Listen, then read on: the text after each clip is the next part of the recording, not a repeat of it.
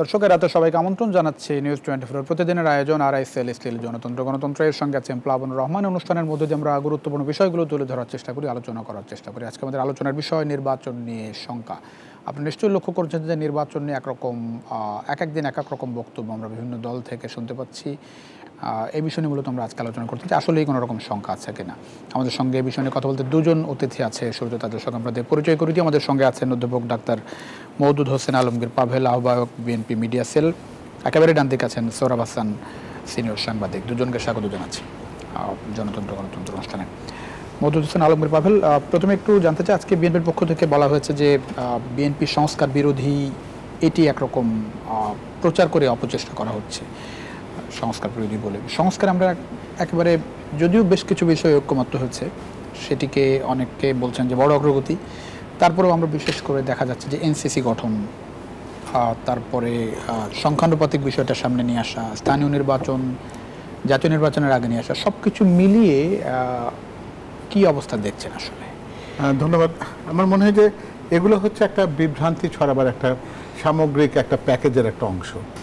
বাংলাদেশের মানুষ এখন নির্বাচনমুখী, নির্বাচনের প্রত্যাশা করে, কারণ যে কোনো দেশের জন্য কিন্তু একটা নির্বাচিত সরকার দেশ পরিচালনা করবে, এটা স্বাভাবিক নিয়ম, এটা বিশ্বব্যাপী এটি স্বীকৃত পদ্ধতি।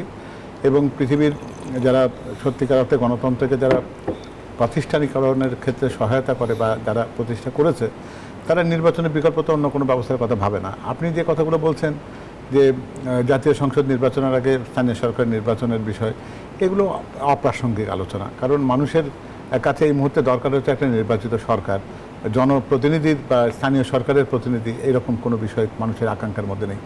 আর সংখ্যানুপাতিক নির্বাচনের ক্ষেত্রে বা যে কথাগুলো বলি আমরা, এটা একেবারে পরিপূর্ণভাবে একটা কল্পনাপ্রসূত অবাস্তব একটা ধারণা। আমরা সংখ্যানুপাত হিসাবটা মানি, কিন্তু কোন জায়গায় আমরা জানি যে আমরা যারা সংসদ নির্বাচনে যে দল যেরকম আসন পান, তার ভিত্তিতে তারা সংরক্ষিত আসনের ক্ষেত্রে একটা সংখ্যানুপাত পেয়ে থাকেন। এটার সাথে তো পরিপূর্ণভাবে পুরো দেশের ব্যাপারটাকে যদি কেউ মেলাতে চায়, তাহলে অনেকগুলো অসংলগ্নতা কিন্তু আপনি দেখবেন খেয়াল করে। আজকে জামাতের পক্ষ থেকে যেটা বলা হয়েছে যে জাতীয় নির্বাচনের আগে স্থানীয় নির্বাচন এবং সংখ্যানুপাতিক পদ্ধতি পিআর, এই দুটি তাদের দলীয় এজেন্ডা, এর মধ্যে ষড়যন্ত্র খোঁজার কিছু নেই।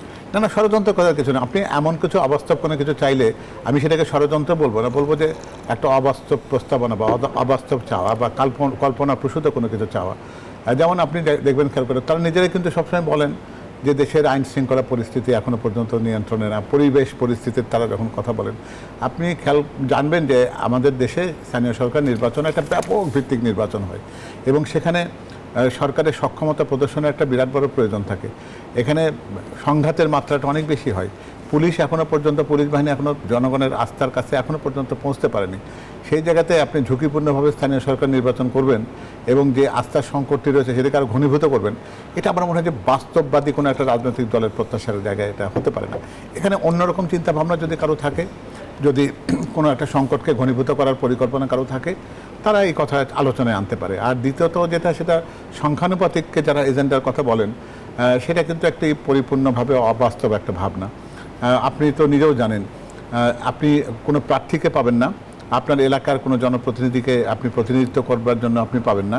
আপনার ব্যক্তিগত প্রয়োজন যদি হয়, কারো কাছে কোনো সুপারিশ যদি লাগে, কারো কাছে সহায়তা লাগে, কোনো একটা উন্নয়ন পরিকল্পনার জন্য জনগণ যদি কারো কাছে প্রত্যাশা করে, কোনো স্কুল কলেজ মাদ্রাসায় যদি কারো অনুদান বা সহায়তার প্রয়োজন হয়, যেমন খেয়াল করলে আমরা সবাই দেখেছি যে জাতীয় সংসদ নির্বাচনের পরে নির্বাচিত সংসদ সদস্যরা যখন সংসদে কথা বলেন, তখন প্রথমেই কিন্তু তারা এলাকার কথা বলেন, যে এলাকাবাসীর পক্ষ থেকে শুভেচ্ছার কথা বলেন, এলাকায় কোন জায়গায় ব্রিজ কালভার্ট রোড, কোন জায়গাতে হাট বাজারে কোথায় বা শিক্ষা প্রতিষ্ঠানের উন্নতি করতে হবে। এই উন্নয়নের ভাবনাটা পরিপূর্ণভাবে কিন্তু আমাদের একটা এলাকা ভিত্তিক, কোনো একটা সংসদে আসন ভিত্তিক। সে জায়গায় আপনি আসন জানবেন না, একটা প্রতীক থাকবে, তারপরে আপনি নির্বাচনে ভোট দেবেন, আপনি তার উপর ভিত্তি করে কিছু সংখ্যক আসনের একটা সংখ্যা আপনি পেলেন, কথার কথা 40টা পেলেন, 50টা পেলেন বা 60টা পেলেন। অর্থাৎ এখানে কোনো ব্যক্তি নেই, একটা দলের কাছে কিছু আসন রয়েছে, দল ওই আসনটা বিক্রি করতে পারে।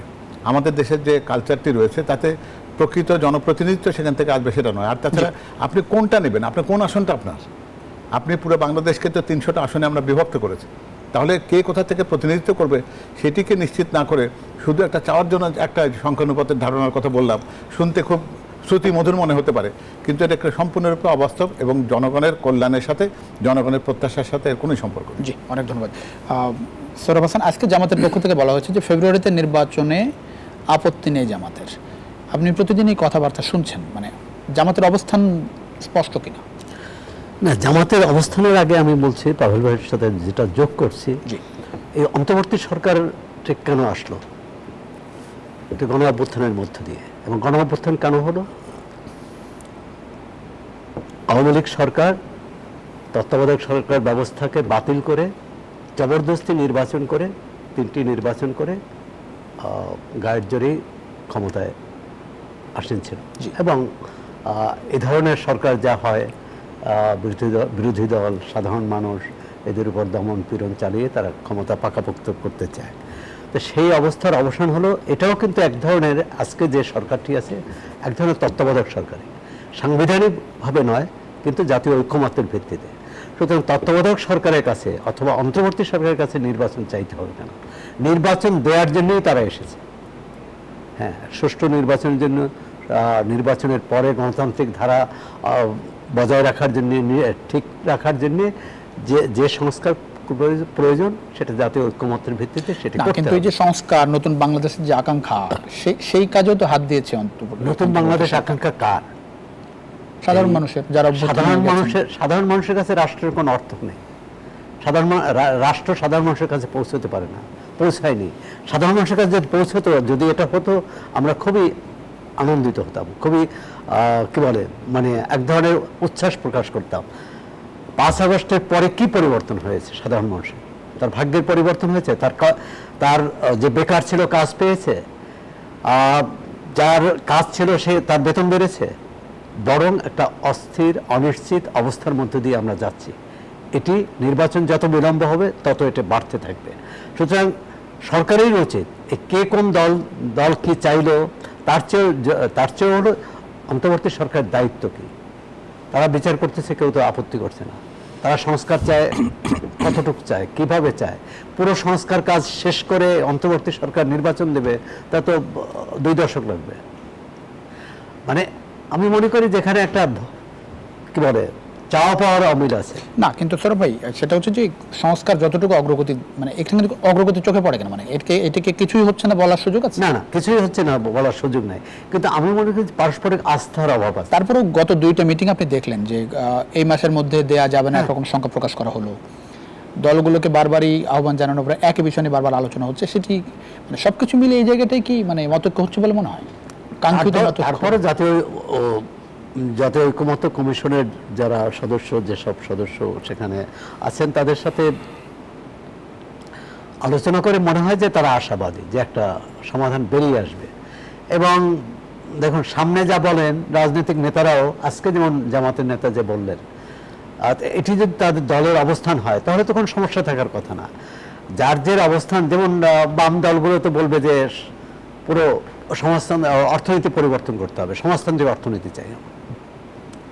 আবার ইসলামী দলগুলো বলবে যে আমরা ইসলামী অর্থনীতি চাই। কিন্তু সেটি জনগণ চায় কিনা, এজন্য তো জনগণের কাছে যেতে হবে, ভোটের প্রয়োজন। তবে একটা ব্যাপারে এই স্থানীয় সরকার নির্বাচনের ক্ষেত্রে যে আশঙ্কাটা আছে সেটা দীর্ঘদিন ধরে, এবং আমাদের বাংলাদেশে এটি 53 বছর ধরে কিন্তু এই আশঙ্কাটার একটা ভিত্তি আছে। অর্থাৎ ক্ষমতাসীন রাজনৈতিক সরকারের অধীনে স্থানীয় সরকার নির্বাচন হলে এক ধরনের জবরদস্তি হয়, এক ধরনের ভয়ভীতি দেখানো হয়। নির্বাচন যারা করেন এবং যারা আইনশৃঙ্খলা রক্ষার দায়িত্বে থাকেন তাদেরকে এক ধরনের পক্ষে নেওয়ার চেষ্টা থাকে। আর এই ক্ষেত্রে আমি মনে করি রাজনৈতিক দলগুলোর একটা কি বলে সমঝোতা বা মতৈক্য থাকা উচিত, যে এটা ভবিষ্যতে কোনো নির্বাচনে এটা নেওয়া হবে না। সেক্ষেত্রে স্থানীয় সরকার নির্বাচন, স্থানীয় সরকার সংস্কার কমিশন কিন্তু কিছু প্রস্তাব দিয়েছে, এবং তারা কিন্তু এই যে পদ্ধতিতে সংসদ নির্বাচন হয় সেই পদ্ধতিতে স্থানীয় সরকার নির্বাচন চান। যেমন ঢাকা শহরে যদি 50 জন কাউন্সিলর থাকে, জনগণ 50 জন কাউন্সিলরকে নির্বাচিত করবে। এই 50 জন কাউন্সিলর মেয়র নির্বাচন করবে, তাহলে ওই 50 জন কাউন্সিলরের কাছে মেয়র কিন্তু দায়বদ্ধ থাকবে। এটা নিয়ে তো নানা রকম আলোচনা, এটা নিয়ে প্রতিটি পদ্ধতিরই গণতন্ত্র উত্তম ব্যবস্থা না। তো গণতন্ত্রের বাইরে এর চেয়ে ভালো ব্যবস্থাও আমরা এখন পর্যন্ত করতে পারিনি। সুতরাং সবটারই ইতিনীতি আছে। এমনকি যেটি আনুপাতিক হারে ভোট, সেটারও ইতিনীতি আছে। কারণ আমাদের যে গত কয়েকটি নির্বাচন, এই 3টি নির্বাচন বাদ দিলাম, এমনকি 91 থেকে যে নির্বাচনগুলো হচ্ছে তাতে একদম দ্বিদলীয় ব্যবস্থা, অন্যরা কিন্তু পিছনে পড়ে যাচ্ছে। তাদেরও কিভাবে সামনে আসা যায়, অবশ্য বিএনপি বলেছে যে তারা নির্বাচনের পর একটা জাতীয় সরকার করবে। এখন জাতীয় সরকারটা আবার আওয়ামী লীগের যে 14 দলীয় সরকার ছিল এরকম না হয়, অর্থাৎ আমরা মামারা ভাগাভাগি করে না হয়, যাতে জনগণের সত্যিকার প্রতিনিধিত্ব থাকে। অর্থাৎ কিন্তু ধরেন বিএনপি যেটি বলার চেষ্টা করে আজকে বলেছে যে সংখ্যানুপাতিক নির্বাচনে যাদেরকে নির্বাচিত তো হচ্ছে না, আসলে দলের নমিনেশনে 3 এমপি হবেন, দল চাইলে 3 এমপি হবেন। এখানে মানুষের ওই ব্যক্তিকে ভোট দেওয়ার কোনো বিষয় নেই, দল চাচ্ছে তো কোনো ব্যক্তি হচ্ছে এক। আরেকটা হচ্ছে যে ফ্যাসিজম কি বাড়ে না কমে, আসলে এটি একটু আপনার কাছ থেকে জানতে চাই। সংখ্যানুপাতিকের কারণে মানে অটোক্রেসি বাড়ে না কমে? ধরেন মানে অটোক্রেসি বাড়ে তখনই, এটা পদ্ধতিতে বাড়ে না, এটি কোনো ব্যবস্থা বাড়ে না। এটা হচ্ছে ব্যক্তির উপর নির্ভর করে, মানসিকতার উপর নির্ভর করে, চিন্তার উপর নির্ভর করে। সংখ্যানুপাতিকের মানে কি? যে সংবিধান জেফারসনকে প্রেসিডেন্ট করে, সেই সংবিধানের ভিত্তিতে কিন্তু ডোনাল্ড ট্রাম্প প্রেসিডেন্ট হয়েছে। ভারতের যে সংবিধান জওহরলাল নেহরু তৈরি করেছেন, সেই একই সংবিধান বলে কিন্তু নরেন্দ্র মোদী প্রধানমন্ত্রী হয়েছে। আসলে ব্যক্তি কি করবেন এবং ব্যক্তির সঙ্গে যারা থাকে তারা কি করবেন, তারা কিভাবে চান, আমাদের এখানে এখন তো ধরেন মানে বিষয়টা এরকম যে এখন আমি নমিনেশনের পিছনে ঘুরছি, অ্যাজ ইউজুয়াল নমিনেশনের পেছনের পরে একটা ভোটে জেতার ব্যাপার আছে, যদি ফেয়ার ইলেকশন হয়। আর আগের ইলেকশন হচ্ছে নমিনেশন পাওয়া মানে জেতা, আগে ছিল। এখন তো আলটিমেটলি আপনি নমিনেশন তো না, মানে ধরেন আমি যদি দলকে কোনোভাবে কনভিন্স করতে পারি আমি কোনো না কোনো একটা এমপি হয়ে যাবো। এখন সংখ্যানুপাতিক হলে তাই তো যে পদ্ধতিটা আছে তাও কিন্তু এক ধরনের, দল কাকে মনোনয়ন দেবে, আপনাদের মনোনয়ন দেওয়ার পরে তাকে তো ভোটে জিতে আসতে হবে, ভোটে জিতে আসতে হবে। কিন্তু ধরেন যখন আমি ভোটে জিতে আসতে হবে, তারপর সংখ্যানুপাতিক হলে আমি তো দলকে কনভিন্স করতে আমি একটা আসন পাবো, আমি একটা এমপি হব। হ্যাঁ, আনুপাতিক হারে এটা যেমন নেতিবাচক, আবার এক মাথায় এক ভোটে দেখা গেছে যে যারা বড় দল, যাদের ক্ষমতা আছে, যাদের প্রভাব প্রতিপত্তি আছে, তারাই এবং অর্থনৈতিকভাবে কি বলে ধনাঢ্য, তারাই জনগণের উপর প্রভাবটা বেশি সৃষ্টি করে। এবং আরেকটি বলছেন যে জনগণ ভোট দেয় কাকে? প্রতিনিধিকে, তাই তো, ব্যক্তিকে। এই বর্তমান ব্যবস্থা এখানে আরেকটি ব্যাপার আছে, হ্যাঁ, প্রতীকেও দেয়। বাংলাদেশে এখন পাবেল ভাই আছেন এখানে, বলতে পারবেন, বাংলাদেশের তো বেশিরভাগ জনপ্রতিনিধি অনাবাসী, ঢাকা শহরে থেকে তারা সারা দেশের জনপ্রতিনিধিত্ব করে। এমন একটা ব্যবস্থা করা যেতে পারে, অন্তত যারা এলাকায় নির্বাচিত এলাকায় বছরে অর্ধেক সময় না থাকবেন না, তারা ওই এলাকার প্রতিনিধি হতে পারবেন না। এটি আমি মনে করি এটা হওয়া উচিত। কারণ এখন তো ঢাকা শহরের বাসিন্দারা সব বাংলাদেশ প্রতিনিধিত্ব করে, তাই এর থেকেও রাজনৈতিক দলগুলোর এ ব্যাপারেও কিন্তু মনোনয়নের ক্ষেত্রে এটি দেখার বিষয় আছে। যেহেতু আনুপাতিক হারে ভোটের ব্যাপার আসছে, যে এটা একেবারেই আমাদের কাছে নতুন অভিজ্ঞতা। সুতরাং প্রথমবারে এই পদ্ধতি নিম্নকক্ষের জন্য না নিয়ে উচ্চকক্ষের জন্য নেওয়া যেতে পারে। অর্থাৎ নিম্নকক্ষের ভোটের ভিত্তিতে উচ্চকক্ষের যে প্রতিনিধিত্ব হবে সেটা ভোটের ভিত্তিতে, সংসদ সদস্যের ভিত্তিতে। সেটি তো আলোচনায় আছে এখন পর্যন্ত, আসবো আপনার কাছে আবারও। সম্ভবত বিএনপি এটা মানে নিমরাজি আছে। জি, ডাক্তার মওদুদ হোসেন আলম পাবেল, একটা বিষয় একটু জানতে চাই, সেটা হচ্ছে ধরেন যে অবস্থার মধ্যে দিয়ে আমরা আসলে যাচ্ছি, সেই জায়গাটাই ঐক্যমতের যে বাস্তবতা দেখছেন, আর বাইরে আমরা যেসব কথাবার্তা শুনছি, ভেতরের বাস্তবতাও কি এরকম বলে মনে হয়? মানে নির্বাচনে আসলেই শঙ্কা আছে? আমরা যদি ব্যাপারটাকে যদি জটিল করতে চাই, ক্রমাগতভাবে একটা নিষ্পত্তি হয়ে যাওয়া একটা ব্যাপারকে যদি আবার নতুন করে আনা হয়, একটু আগে সৌরভ ভাই যেটা বলছেন, ঐক্যমত্য বলতে আমি কি বুঝি? প্রত্যেকটা দলের মতামতকে যদি সন্নিবেশিত করে যদি একটা চার্টার লেখা হতো, সেটাকে ঐক্যমত্য হয়ে গেল। আমি যেটা চাইবো সেটাও থাকবে, অন্যজনে যেটা চাইবে সেটাও লেখা হবে। ঐক্যমত হচ্ছে যে মিনিমাম কমন একটা, অর্থাৎ সর্বনিম্ন আমাদের 2 বা 4টা 5টা 10টা 50টা যারা এখানে আলোচনা আছে, তারা কোন জায়গাতে ন্যূনতম একটা ঐক্যমত্যে পৌঁছতে পেরেছে, এটি কিন্তু সকল বিষয়ে একমত হবে, এটা বোধহয় খুব বেশি প্রত্যাশা আর কি। এরকম প্রত্যাশা করা ঠিক যেমন নয়। আর দ্বিতীয়ত সেটা হচ্ছে যেটি মৌলিক সংস্কারের কথা বলা হচ্ছে, বারবার কথাটা আসছে যে মৌলিক সংস্কার ছাড়া নির্বাচনে এনসিপি যাবে না, মৌলিক সংস্কার ছাড়া জামাত। শব্দটিকে আপনি কতটা সম্প্রসারিত করবেন সেটাই হলো কথা। মৌলিক সংস্কার কোন জায়গায়? আমরা বলছি যে নির্বাচন কমিশন ব্যবস্থাপনাতে যে ত্রুটি ছিল সেটাকে সংস্কার হওয়া দরকার। এমনি বিচার ব্যবস্থাপনায় বিচারক নিয়োগের ক্ষেত্রে যে সমস্যা ছিল সেটি সংস্কার হওয়া দরকার। প্রধানমন্ত্রীর ক্ষমতা নিরঙ্কুশ হয়ে একটা স্বৈরাচারী হবার যে প্রবণতার জায়গা ছিল সেটিকে সংকুচিত করবার জন্য সেই জায়গায় তার ক্ষমতার সাথে অন্যের ক্ষমতার ভারসাম্য করা, রাষ্ট্রপতির ক্ষমতাকে কিছুটা বাড়িয়ে দেয়া, এবং একজন যেন একাধিক্রমে বারবার যেন একটা পদে নির্বাচিত হতে না পারেন, সেই ব্যাপারগুলো তো আলোচনায় এসছে এবং সে জায়গায় বিএনপির পক্ষ থেকে তো কখনোই কোনো দ্বিমত প্রকাশ করা হয়নি।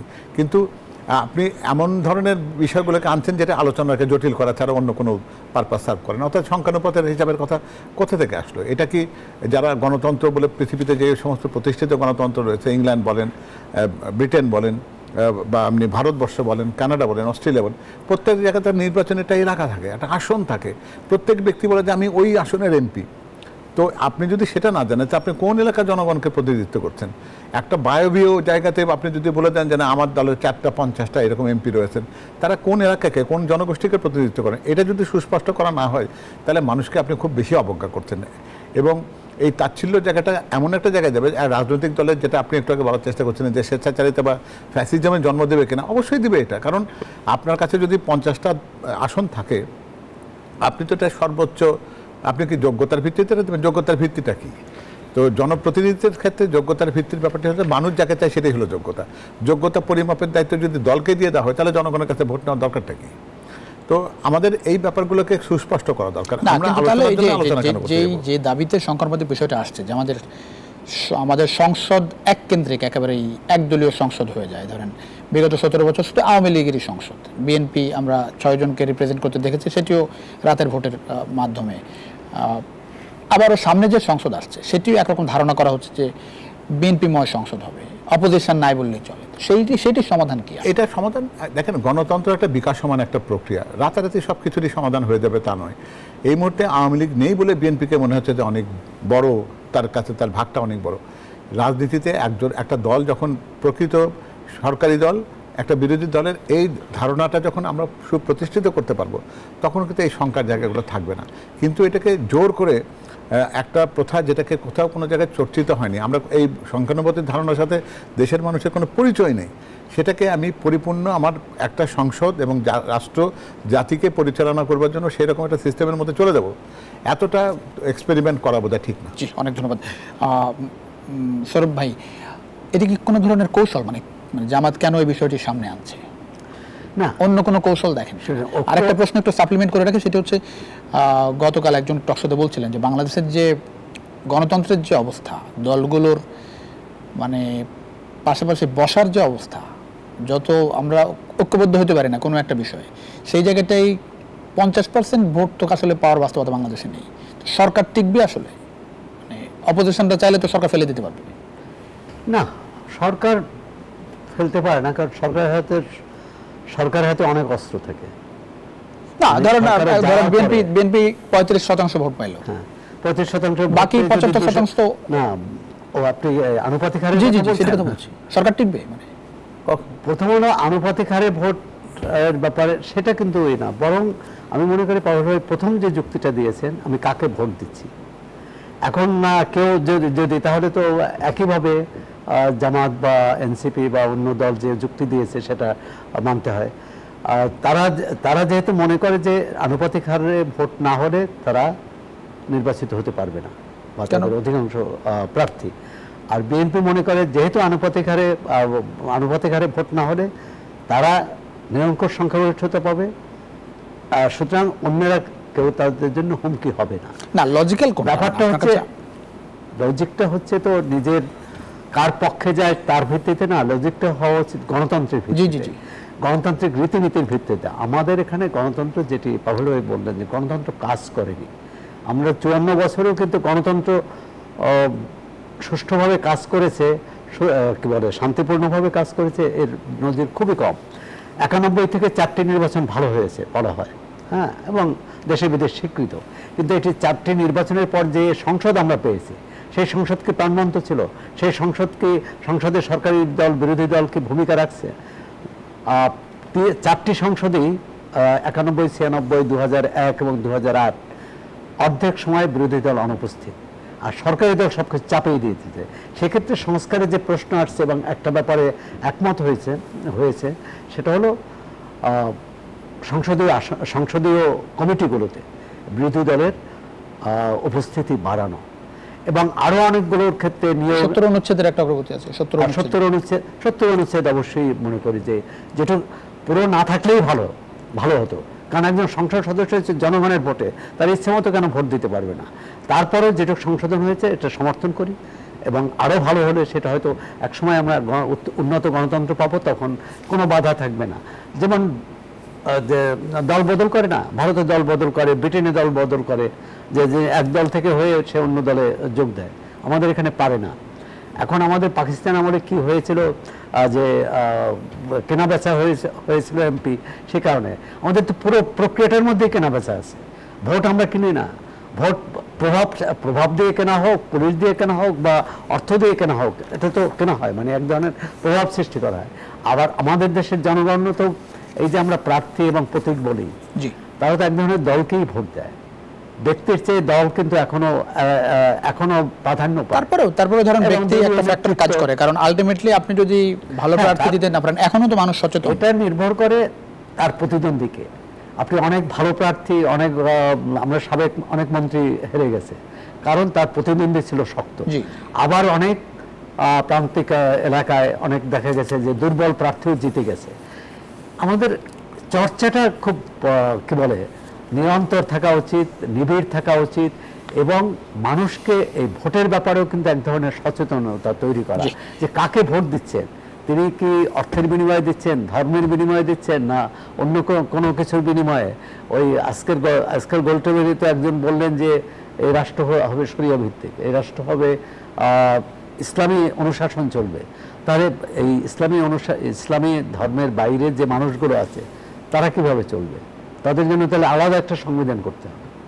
সুতরাং আমরা গণতন্ত্র চাইলে সবার অনেক কাজ করার বাকি আছে। অনেক ধন্যবাদ। এটা বিরতির পর ফিরছি। দর্শক, ছোট্ট বিরতির সময় হচ্ছে আরআইসিএল স্টিল গণতন্ত্র কিছুক্ষণের মধ্যে ফিরছি, আশা করি সঙ্গে পাচ্ছি বিরতির পর। দর্শক, আবারও স্বাগত আরআইসিএল স্টিল গণতন্ত্রের সঙ্গে আছেন প্লাবন রহমান। আমরা কথা বলছিলাম নির্বাচনের সংখ্যায় বিষয় নিয়ে। আমাদের সঙ্গে আছেন অধ্যাপক ডাক্তার মওদুদ হোসেন আলমগীর পাভেল, আহ্বায়ক বিএনপি মিডিয়া সেল, আছেন সৌরভ হাসান সিনিয়র সাংবাদিক। মওদুদ হোসেন আলমগীর পাভেল, এনসিপির পদযাত্রা চলছে সারা দেশে, এবং তারা বারবার একটি কথা বলছে, তারা আসলে আগস্টে 3 আগস্ট যতটুকু মনে পড়ে 3 আগস্ট ঢাকায় ফিরে শহীদ মিনারে তারা জুলাই সনদ এবং জুলাই ঘোষণাপত্র দিতে চায়, এবং তারা এটিও বলেছে যে সরকার সেটি দিতে ব্যর্থ হয়েছে। কি দেখছেন সামনে? আমরা কিন্তু দেখি যে সরকার আর এনসিপির ভেতরে কিন্তু খুব বেশি বিভাজন করার সুযোগ আছে বলে কিন্তু সাদা চোখে কেউ দেখে না। তো ফলে অনেকবারই তো আমরা দেখেছি জুলাই সনদ কিংবা এই অভ্যুত্থানের পক্ষের সনদ দেওয়ার জন্য কিন্তু শহীদ মিনারে ইতিপূর্বে কিন্তু আমরা তাদেরকে একখানে হতে দেখেছিলাম। সনদ একটা দল ব্যক্তিগত পর্যায়ে দিতেই পারে, কিন্তু যেহেতু তারা সরকারের পক্ষ থেকে সনদ দেওয়া হবে এই ঘোষণাতে সন্তুষ্ট হয়েছে, সেক্ষেত্রে তারা হঠাৎ করে অসন্তুষ্টি প্রকাশ করে সরকারকে ব্যর্থতার দায় দিয়ে নিজেরাই প্রকাশ করতে কেন যাচ্ছে, এই ব্যাখ্যাটা ওনারাই ভালো দিতে পারবেন। তবে জন আকাঙ্ক্ষার সবচেয়ে বড় যে জায়গাটা হলো সেটা হচ্ছে যে স্বৈরাচার বিতাড়িত হয়েছে, গণতন্ত্রের একটা আবহ তৈরি হয়েছে, মানুষ ঐক্যবদ্ধভাবে স্বৈরাচারের বিরুদ্ধে একটা অবস্থান নিয়েছিল। এখন শুধুমাত্র ব্যক্তি স্বার্থের জন্য বিভাজনটা করার পরিবর্তে রাষ্ট্র গঠনের জন্য একটা নিরবিচ্ছিন্ন ঐক্যের দরকার। আমরা কিন্তু অনেকেই কিন্তু আমাদের রাষ্ট্রের জন্য যে আভ্যন্তরীণ এবং বাইরের যে চ্যালেঞ্জগুলো আছে সেগুলোকে কিন্তু বিবেচনায় নিতে পারছি না। আমাদের দেশে বিরাট বড় অর্থনৈতিক চ্যালেঞ্জ রয়েছে, যেটা সৌরভ ভাই বলছিলেন যে মানুষ দেখতে চায় যে তার স্বাস্থ্যের কোনো সুরক্ষা হয়েছে কিনা, তার সন্তানের চাকরির ব্যবস্থা হয়েছে কিনা, তার কন্যা সন্তানের বিশ্ববিদ্যালয়ের নিরাপত্তার ব্যবস্থা হয়েছে কিনা, আমরা জানতে চাই পরিবেশটা সুরক্ষিত রয়েছে কিনা, সব কিছু মিলে কর্মসংস্থানের ব্যবস্থা হয়েছে কিনা, কৃষক জানতে চায় যে তার কৃষি পণ্যের মূল্য ঠিক থাকবে কিনা, তার উৎপাদিত পণ্যের সে সঠিক দাম পাবে কিনা। তার কাছে কিন্তু সংস্কারের মানে হলো এটা। এই জায়গায় আমরা সনদের মধ্যে মানুষের সেই জন আকাঙ্ক্ষাটাকে প্রতিফলিত যদি করতে না পারি, শুধুমাত্র রাষ্ট্রের জন্য বন্দোবস্ত এই ধরনের শব্দকে যদি আমরা এনে জন আকাঙ্ক্ষার ওই অংশটুকুগুলোকে যদি আমরা অনেকটা ফিকে করে দিই, তাহলে বোধহয় মানুষের প্রতি এই যে গণঅভ্যুত্থানের যারা সামনের সারিতে ছিল, যেসব তরুণ যাদের ডাকেই মানে সবাই আসলে রাস্তায় নেমেছে, সেই জায়গাটাই তাদের চাওয়া পাওয়ার কি খুব বেশি মূল্য বা সেটি খুব বেশি আলোচনায় থাকছে? আলোচনায় নেই এই কথা কিন্তু আমরা বলবো না, বলা যাবে না। আর একটা ব্যাপার হলো কি যে আমরা যদি কোনো একটা জিনিসকে একটা খণ্ডিত জায়গাতে আনি না, তখন হয় কি যে অনেক ইতিহাসের প্রতি অবিচার করা হয়। এটা আমরা মানছি যে জুলাইয়ের যে অভ্যুত্থানের একটা পটভূমি রচিত হয়েছিল, যেটা অগাস্টে পরিপূর্ণভাবে পূর্ণতা পেয়েছে, তার পটভূমি রচনা করবার জন্য কিন্তু 17 বছরের একটা নিরবিচ্ছিন্ন প্রস্তুতির জায়গা ছিল। একটা আগ্নেয়গিরির লাভার উদ্গীরণ কিন্তু একদিনে হয় না। সেই লাভাকে উত্তপ্ত হতে হয়, তার ভিতরে প্রচণ্ড চাপের সৃষ্টি হতে হয়, এবং সেটি একটা বিশেষ মুহূর্তে সেটিকে উদ্গীরিত হয়, বিস্ফোরিত হয়। এবং জুলাই এবং অগাস্ট সেই ঘটনাটি ঘটিয়েছে। এক্ষেত্রে যদি আমরা পুরো ব্যাপারটিকে যদি এই 36 দিনের মধ্যে যদি সীমাবদ্ধ করি, তাহলে 17 বছর ধরে যারা প্রাণ দিয়েছেন, যারা গুম হয়েছেন, যারা একটা নির্বাচন কিংবা একটা গণতন্ত্রকে প্রতিষ্ঠা করার জন্য যারা জীবন আত্মহত্যা করেছেন, পরিবারকে বিচ্ছিন্ন করেছেন, নিজের চাকুরি জীবন, নিজের শিক্ষা জীবনকে যারা স্যাক্রিফাইস করেছেন, এই সমস্ত মানুষগুলোকে যদি আমরা প্রকৃত মূল্যায়ন করতে না পারি, তাহলে কিন্তু যদি খণ্ডিতভাবে একটা জায়গাকে যদি আমরা আনি, তাহলে হয় কি যে অতীতের যে অবদান যে মানুষগুলো রেখেছে সেই পরিবারের প্রতি কিন্তু আমাদের কোনো উত্তর থাকে না। আপনি ইলিয়াস আলী কিংবা চৌধুরী আলম বলুন, কিংবা অসংখ্য একরামুলের মতন যারা ক্রস ফায়ারে যারা নিহত হয়েছে, আপনি নারায়ণগঞ্জের 7 জন যারা নিহত হয়েছে, সেই পরিবারগুলো বা তারা কি এই গণতন্ত্রের সুবাতাস আনবার জন্য কি কোনো অবদান রাখেনি? তাহলে আমি যদি তাদেরকে পরিপূর্ণভাবে যদি বিচ্ছিন্ন করে দিই, তাদের অবদানকে যদি পুরোপুরি অস্বীকার করি, তাহলে কিন্তু এটা একটা খণ্ডিত একটা জায়গাতে চলে আসা হবে। তো ফলে যে সনদটাই রচিত হোক না কেন, সেই সনদের মধ্যে যেন জন আকাঙ্ক্ষার প্রতিফলন থাকে। এখানে ব্যক্তিগতভাবে কাউকে সম্মানিত করার পরিবর্তে আমরা যদি জাতিকে, আমাদের ঐক্যকে যদি সম্মানিত করতে পারি, তাহলে সেটাই হবে প্রকৃত জুলাই ঘোষণা। জি, অনেক ধন্যবাদ সরফ হাসান। জাতীয় শহীদ মিনারে জুলাই সনদ, জুলাই ঘোষণাপত্রের ঘোষণার মধ্যে দিয়েছে এনসিপি, মানে কতটা তারিখ কবে? 3 আগস্ট, যত নম্বর করে 3 আগস্ট তারা এই যে পদযাত্রা করছে, সারা দেশ পদযাত্রা শেষে ঢাকায় ফিরবে। না, আমি এটাকে খুব নেতিবাচকভাবেও দেখি না, কারণ জাতীয় নাগরিক পার্টি বা বৈষম্যবিরোধী ছাত্র আন্দোলন তারা নিজেরাই একটি ঘোষণাপত্র দিতে চেয়েছিল। সরকার তাদেরকে বলেছে না, ঘোষণাপত্র জাতীয়ভাবে হোক, সবাই মিলে দেওয়া, এবং তার থেকে কিন্তু বেশ কয়েক মাস হয়ে গেছে। আর সুতরাং তারা বলতেই পারে যে যদি সরকার না দিতে পারে বা সরকারের উপর তারা 3 আগস্ট দিবে, তাই 3 আগস্ট কিন্তু অনেক দূরে। 3 আগস্টের আমরা আশা করি, বা দেশের মানুষ, দেশবাসী আশা করে যে 3 আগস্টের মধ্যে নির্বাচনের বিষয়ে একটা ঐকমত্য আসবে। জাতীয় ঐকমত্য, যে ঐকমত্য কমিশন রাজনৈতিক দলগুলোর সাথে বৈঠক করেছে, একটা সমঝোতা পৌঁছানো যাবে, এবং সমঝোতাই মানে হচ্ছে জুলাই সনদ। জি, এখন এটি সরকারের উপর চাপ দেওয়ার জন্য যদি হয়, আমি তো এর মধ্যে সরকার কি কোনো চাপে আছে বলে মনে হয়? রাজনৈতিক দলগুলোর না, চাপে আছে। চাপে তো ধরেন জুলাই সনদে যেটা আপনি বললেন, সরকার তো নিজেই বলেছিল যে এটি আরো আগে হয়ে যাওয়ার কথা জুলাই সনদ। হ্যাঁ, বলেছে, কিন্তু করতে যে পারেনি। হ্যাঁ, সরকার বলতে পারে যে রাজনৈতিক দলগুলোকে একমত করতে পারেনি। এখন রাজনৈতিক দলগুলো কোথায় কোথায় দ্বিমত আছে সেটি চিহ্নিত করে এবং দ্রুত এটা সমাধান তো করতে হবে।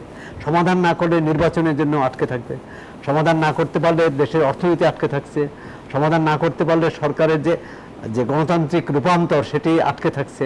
সুতরাং সরকারকে কিন্তু এটা আসতেই হবে। এটি এনসিপি আলটিমেটাম দিয়েছে বলে নয়, তারা একটা সময়সীমা বেঁধে দিয়েছে, সেটি তো তাদের মতো। কিন্তু দেশের মানুষ তো চাচ্ছে যে এরকম একটা ঘোষণাপত্র হোক। ঘোষণাপত্র মানে কি? ঘোষণাপত্র হচ্ছে যে কোন প্রত্যয় বা কোন অঙ্গীকার নিয়ে আগামী বাংলাদেশ চলবে, তাই তো? যেমন 90 স্বৈরাচার বিরোধী আন্দোলনে 3 জোটের রূপরেখা ছিল। পরবর্তীকালে রাজনৈতিক দলগুলো সেই রূপরেখা মানেনি, এবং যার পরিণতি তো আমরা দেখছি। কিন্তু এবারেও এরকম না হয়। আর ঘোষণাটা শুধু কাগজে একটা দলিল পাঠই নয়, এটা অন্তরে ধারণ করতে হবে রাজনৈতিক দলগুলোকে, নেতা নেত্রীদের, নেতা কর্মীদের। কারণ এবং যদি কোনো দল মনে করে যে আমি যা বলছি এইটাই চূড়ান্ত, অর্থাৎ সালিশ মানে তালগাছ আমার, এই মানসিকতা পরিহার করতে হবে প্রত্যেক দলের, ছোট দল বড় দল। আমি ওই বিতর্কে যাচ্ছি না, কিন্তু এক ধরনের কেন জুলাই আগস্ট অভ্যুত্থানের পর যে ঐকমত্য ছিল, যে পারস্পরিক আস্থা ছিল রাজনৈতিক দলগুলো, সে আস্থাটা চলে গেল কেন? একটা বড় কারণ যে ভোটের হিসাব নিকাশ, একটা কারণ যে ক্ষমতায় কে যাবে। আমি যদি ক্ষমতায় না যেতে পারি তাহলে করে লাভ কি? এই ধরনের একটা কিন্তু মানসিকতা তৈরি হয়েছে। আমি মনে করি সেটা থেকে জনগণ ঠিক করবে কে ক্ষমতায় আসবে না আসবে। আমি আগে কেন বলি, আগে থেকে কেন এই আশঙ্কা ব্যক্ত করি, এবং রাজনৈতিক দলগুলো কেন পরস্পর আলোচনা করবে না? শুধু জাতীয় ঐকমত্য কমিশন যখন ডাকবে সবাই যে 3 মিনিট বক্তৃতা দিয়ে আসলো, নিজেরা বিতর্ক করো, মানে যে সক্রিয় রাজনৈতিক দলগুলো আছে সেগুলো বিতর্ক করুক।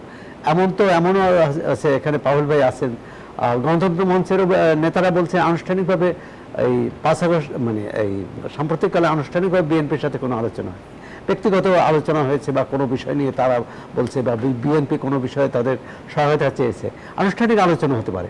সেটা বরং অনেক বেশি কার্যকর হবে যদি ধরেন আজকে আনুষ্ঠানিক আলোচনার পর বিএনপি, গণতন্ত্র মঞ্চ এবং 12 দলীয় জোট তারা একটা অভিন্ন অবস্থান নেয়, সেটার শক্তিটা অনেক বেশি হতো। এখন আলাদা আলাদা ভাবছে, এক কথা বললেও কিন্তু ঐক্যবদ্ধভাবে বললে বা অভিন্ন ভাষায় তারা কথা বললে সেটা কিন্তু আবার ইসলামী দলগুলো তারা যদি এক হয় তারাও তাদের দাবি বলছে এক হচ্ছে। কিন্তু দাবি উত্থাপনের অর্থ এই নয় যে আমার দাবি না মানলে আমি আর সেই জায়গায় থাকবো না, এই প্রক্রিয়া থেকে বাইরে চলে যাব। এই ধরনের ভাষা ভঙ্গি আমাদের কিন্তু চিন্তিত করে, এবং আপনি যেটা বললেন যে নির্বাচন নিয়ে একটা সংখ্যা তৈরি হয়। জি, একটা বিরতির পরে ফিরছি আবারও। দর্শক, ছোট্ট একটা বিরতির সময় হয়েছে আবারও। আরআইএসএল গণতন্ত্র কিছুক্ষণের মধ্যে ফিরছি, আশা করি সঙ্গে পাচ্ছি বিরতির পর। দর্শক, আবারও স্বাগত আরআইএসএল গণতন্ত্র এর সঙ্গে আছেন প্লাবনুর রহমান। আমরা কথা বলছিলাম সামনের নির্বাচন নিয়ে, সামনের পথচক্র। আমাদের সঙ্গে আছেন অধ্যাপক ডাক্তার মদুদ হোসেন আলমগীর পাভেল, আছেন সৌরভ হাসান।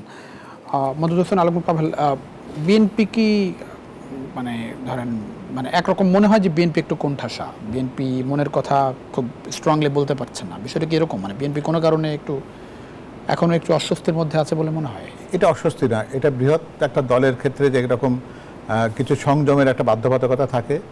একটা পরিবারের গৃহকর্তা বা সবচেয়ে বড় ছেলে যেমন মুক্ত কণ্ঠে অনেকগুলো কথা বলতে পারে না, সেখানে ছোটরা অনেক কথা বলে, বড়দের সেটা সংযত হয়ে শুনতে হয়।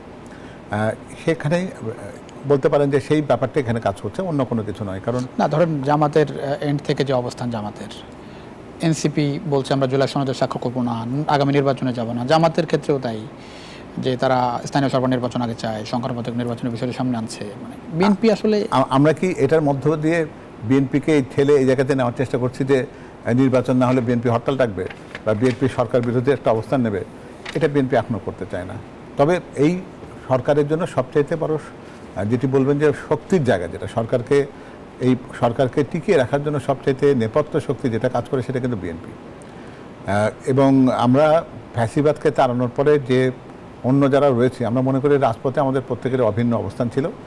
গণতন্ত্রের বিকাশের জন্য আমাদের মতের অমিল থাকতে পারে, কিন্তু এটাকে কখনোই অশালীন বা অমর্যাদাকর কোনো জায়গাতে কারো নিয়ে যাওয়া উচিত নয়। ফলে যারা এই মুহূর্তে বিএনপিকে কটাক্ষ করে তাকে ছোট করবার চেষ্টা করছেন, প্রকারান্তরে তারা কিন্তু নিজেদের যে একটা তারা যে অত বড় নন সেটি কিন্তু তারা এর মাধ্যমে প্রমাণ করছেন। আর একটা ব্যাপার হলো কি, যে বিএনপি বৃহত্তম রাজনৈতিক দলই শুধু না, বাংলাদেশের স্বাধীনতার ভিত্তিপ্রস্তর স্থাপন করবার অবস্থান থেকে শুরু করে দেশের যতগুলো ক্রান্তি লগ্ন এসেছে এবং বাংলাদেশের গণতন্ত্রকে সুপ্রতিষ্ঠিত করবার জন্য যতগুলো অনুষঙ্গ ছিল, সেই বহুদলীয় গণতন্ত্রের প্রতিষ্ঠা, নির্বাচনের জন্য তত্ত্বাবধায়ক সরকারের ব্যবস্থাপনা করা, স্বাধীনতার ঘোষণা বলুন, সকল ক্ষেত্রে বিএনপির অগ্রণী একটা জায়গা ছিল। ফলে বিএনপি একটা দায়িত্বশীল দল হিসাবে এই দেশ বিনির্মাণে যাদের অবদানটা সবচাইতে বেশি, তারা কিন্তু কোনো হঠকারী কাজ বা হঠকারী সিদ্ধান্ত বা কাউকে ব্যক্তিগত আক্রমণের পর্যায়ে যেতে পারে না। বিএনপিকে কি একরকম অবিশ্বাস করছে সবাই? মানে অবিশ্বাস বলতে এই কারণে বলছি যে ধরেন নির্বাচিত হলে বিএনপি আবারও আওয়ামী লীগের মতো আচরণ করবে, এরকম একটা ন্যারেটিভ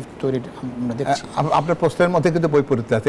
একটু আগে বললেন যে বিএনপি কোনটা আছে কিনা, আবার এরপরে যদি আমি বলি যে বিএনপি আবারটা সেই আচরণটা করবে, আপনি এটা নিশ্চিতভাবে জানুন।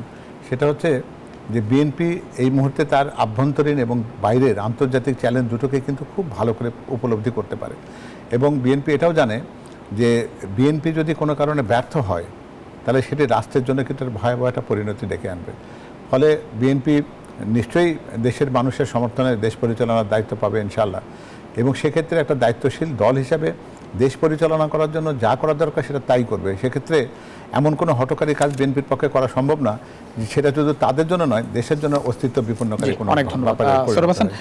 মানে বিএনপি তো সব মিলিয়ে কি বিএনপি কোণঠাসা বলবেন, নাকি বিএনপি খুব কৌশলে পথ চলছে এখনো? না, বিএনপি কোণঠাসা এটা মনে হচ্ছে না, বরং বিএনপিকে ভয় পাচ্ছে কেউ। তা ভয়টা কেন? আমি মনে করি যে বিএনপির পক্ষ থেকে এই ভয়টা কাটানোর একটা উদ্যোগ নেওয়া উচিত। কারণ তাদের কারো কারো ভয় অমরক হতে পারে। বিএনপি এটা হলো এই ভয়টা যাতে না থাকে। আবার ভয়টা কিসের? মানে নির্বাচন, গণতন্ত্র হচ্ছে একসঙ্গে চলা। এখন আমরা যদি একসঙ্গে চলতে না চাই, তখন কিন্তু এই ভয় হয়, কোণঠাসা হয়, অথবা পরস্পর ভুল বোঝাবুঝি হয়। আর ওই যে কেউ যদি মনে করে যে বিএনপির যে এই এক বছরের সেন্ট্রাল পলিটিক্স যদি দেখেন, সেক্ষেত্রে কি বিএনপিকে ভয় পাওয়ার কারণ আছে? একটা অলরেডি বলেছে বিএনপি যে সংস্কার প্রস্তাব দিয়েছে, জাতীয় ঐকমত্য কমিশনের সাথে যে বৈঠক করেছে, আলোচনায় অনেকগুলো দাবি মেনে নিয়েছে, আবার অনেকগুলোর ব্যাপারে তারা আপত্তি জানিয়েছে, এখানে ভয় পাওয়ার নেই। কিন্তু একটা বাস্তব মাঠের রাজনীতি কিন্তু একটু ভিন্ন। সেখানে যেখানে অনেক জায়গায় কিন্তু বিএনপির নেতাকর্মীরা, তৃণমূলের নেতাকর্মীরা আইন নিজের হাতে তুলে নেওয়া, দখলবাজি, চাঁদাবাজি, এমনকি অভ্যন্তরীণ কোন্দরে যদি কয়েকশো নেতাকর্মী মারা যায়, এটা আমি মনে করি বিএনপি যদি কোণঠাসা হয়ে থাকে বা বিএনপি যদি দুর্বল থাকে, এক্ষেত্রে বিএনপির নজর দেওয়া উচিত যে এটি যাতে না ঘটে। আর তাহলে ওই যারা ভয় পাচ্ছে তাদের ভয়টাও কাটবে। তবে এটা যে বিএনপিতেই হচ্ছে তা না, এটা অন্য দলেও হচ্ছে। আমরা তো দেখলাম যে শিবিরের একজন নেতা চট্টগ্রাম বিশ্ববিদ্যালয়ের ভিসিকে বলছেন যে আমরা আপনাকে বসিয়েছি, আমাদের কথা শুনতে হবে, আপনার যোগ্যতায় বসেননি। তো সুতরাং এটা হচ্ছে কি, এটা হচ্ছে আমাদের মানসিকতা। আমরা যে গণতন্ত্রে অভ্যস্ত নই, গণতন্ত্র যে আমরা পছন্দ করি না, আমার পক্ষে না থাকলে, আমার পক্ষে থাকলে আমি পছন্দ করি, আর আমার বিপক্ষে গেলেই পছন্দ করি না। তাই এই অবস্থা থেকে, এই মানসিক অবস্থা থেকে আমার মনে হয় যে বেরিয়ে আসা। বৈষম্য বিরোধীর এক ছাত্র নেতার বিরুদ্ধে অভিযোগ দেখলাম যে চট্টগ্রামে এক বিয়ে বাড়িতে 2 কোটি টাকা চাঁদা দাবি করছে, মব সৃষ্টি। মানে এগুলো হচ্ছে মব ভায়োলেন্স বা মব সহিংসতা। এটা হচ্ছে আইনের প্রতি অশ্রদ্ধা জানানো, আইনকে অমান্য করা, রাষ্ট্রকে অমান্য করা, সেই সরকারকে অমান্য করা। যারা দাবি করেন এই সরকার আমরাই এনেছি, তারা যদি সরকার মানে কি? সরকার হচ্ছে আইনি প্রতিষ্ঠান। আইনি প্রতিষ্ঠান 32 ফেব্রুয়ারিতে নির্বাচন দেখছেন আপনি? না দেখার তো কোনো কারণ দেখি না। কারণ প্রধান উপদেষ্টা এ ধরনের কথাবার্তা বলছেন। অনেকেই কিন্তু বলেন ফেব্রুয়ারিতে নির্বাচনই হবে না। তো সেটা তো ভয়াবহ পরিস্থিতি ডেকে আনবে। এ কারণে মনে করি ফেব্রুয়ারিতে নির্বাচন হবে। জি পাগল ভাই, আমি একটা কথা বলি, ওই সরকারের কথার সূত্র ধরে বলি। সেটি হচ্ছে যে অপরাধের ক্ষেত্রে শুধুমাত্র বিএনপি এগিয়ে আছে, এনসিপি বা অন্যান্য দল তারা এটার সাথে সংযুক্ত না, এই কথা বলাটা কিন্তু আমাদের যেন একটা খুব নৈমিত্তিক একটা প্রবণতা হয়ে দাঁড়িয়েছে। আসলে আমাদেরকে সত্যটা স্বীকার করা উচিত যে মাঠ পর্যায়ে এই নৈরাজ্যের জন্য অনেক রাজনৈতিক দলই দায়ী।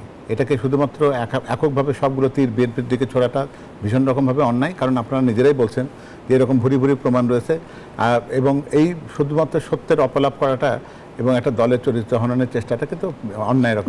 কিন্তু এটাও তো আসলে মানে বিএনপি তো আসলে স্বীকার করছে, বিব্রত হচ্ছে না। বিএনপি এই ক্ষেত্রে যার ক্ষেত্রে যেরকম অভিযোগ পাওয়া গেছে তার ক্ষেত্রে ব্যবস্থা নেওয়া হয়েছে। আপনি কি এই ব্যবস্থা নেওয়াটাকে অন্য দলের ক্ষেত্রে দেখেছেন? এরকম অপকর্মের সাথে যখন একটা সরাসরি প্রমাণ দেওয়ার পরে কি সেই দলকে কোনো শৃঙ্খলা জনিত কোনো রকম ব্যবস্থা কি? অনেক ধন্যবাদ অধ্যাপক ডাক্তার মওদুদ হোসেন আলম, পাভেল সরব হাসান, দুজনকে অসংখ্য ধন্যবাদ এই রাতে আপনাদের মূল্যবান সময় দেওয়ার জন্য। দর্শক, এই ছিল আজকের গণতন্ত্র দেখাবেন অন্য সময়। সে পর্যন্ত ভালো থাকবেন সবাই। আশা করি নিউজ 24-এর সঙ্গে থাকবেন।